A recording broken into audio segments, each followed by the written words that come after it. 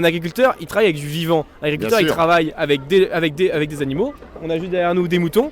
Et il travaille aussi ici avec du vivant. Et quand je parle du vivant, je parle des plantes. Les 7, 8 et 9 juin, les Journées nationales de l'agriculture vous proposent dans toute la France 3 jours de rencontres, d'animation, de dégustation. Tout le programme sur journéeagriculture.fr. Hippolyte, je suis ravi. On va se retrouver dans un endroit inhabituel, les arènes de Lutèce. J'aime bien ces arènes parce qu'elles viennent marquer ces journées nationales de l'agriculture avec ce petit trait aussi d'histoire, de tradition. C'est bien l'ancrage qu'on a avec finalement nos campagnes, nos paysages, nos paysans, notre agriculture finalement. Tu es officier au sein de l'association des agriculteurs d'Île-de-France. C'est vrai qu'on n'associe pas tout de suite l'Île-de-France à l'agriculture, pourtant Dieu qu'il y a beaucoup d'agriculteurs et une grande diversité également. Bonjour, merci beaucoup. Ouais, alors exactement, on a beaucoup d'agriculteurs en Île-de-France, enfin beaucoup. C'est pas une région très agricole, mais mine de rien, il y en a un petit peu. On est 4200 agriculteurs en Île-de-France. Quand même, ouais. Avec 50% du territoire qui est dédié à l'agriculture.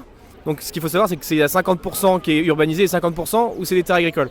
Alors comme vous l'avez dit, il y a beaucoup d'agriculteurs qui se diversifient. Parce qu'on a la chance d'avoir des zones urbanisées. Donc les agriculteurs ont compris qu'il fallait se diversifier avec par exemple des petits ateliers à la ferme ou des boutiques à la ferme où ils vendent leur production.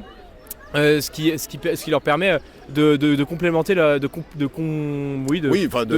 un revenu complémentaire. Exactement. Voilà. Et c'est vrai, quand on parle d'agriculture en Île-de-France, tu viens de l'évoquer, Hippolyte, mais c'est de l'élevage. C'est forcément du maraîchage, c'est des fruitiers également. Il y a une vraie diversité. Alors c'est ce que je dis aux enfants depuis ce matin, c'est qu'un agriculteur, c'est ce que je leur pose la question, et ils savent pas trop me répondre, ils me répondent alors soit ils élèvent ou soit ils produisent. Et je leur dis alors oui, vous avez tous raison, mais un agriculteur il travaille avec du vivant. Un agriculteur il travaille avec des animaux. On a juste derrière nous des moutons, et il travaille aussi avec du vivant. Et quand je parle du vivant, je parle des plantes. Et ça peut être pas forcément des céréales, ça peut être de l'arboriculture.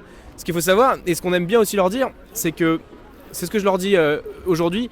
Regardez à midi ce que vous avez dans votre assiette et vous verrez que vous avez besoin d'un agriculteur. Et 3 fois par jour et 4 fois même avec les enfants parce qu'ils ont le goûter, avec les petits gâteaux, et ils ont besoin d'un agriculteur. Et aujourd'hui, les agriculteurs, il y en a en Île-de-France, il faut aller les voir, il faut aller les soutenir. Oui, c'est toujours important de rappeler là encore que sans agriculture, notre alimentation serait forcément plus que triste. Ah bah bien sûr. Alors on apporte aussi, parce qu'on ne peut pas tout produire en Île-de-France, mais il est aussi important de consommer local et de consommer ce qu'on a. On a la chance d'avoir des agriculteurs très diversifiés.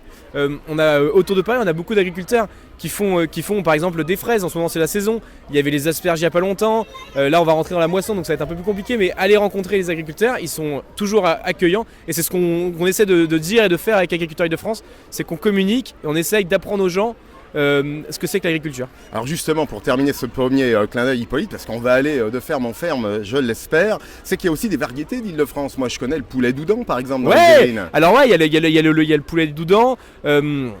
On a aussi des moutons d'Île-de-France, et après on a aussi de l'élevage. En Seine-et-Marne on a le brie de Meaux, le brie de Melun, qui est fait avec les vaches, et on a quand même un petit peu d'élevage en Île-de-France. Et des spécialités. On a des spécialités, des AOP, des AOC.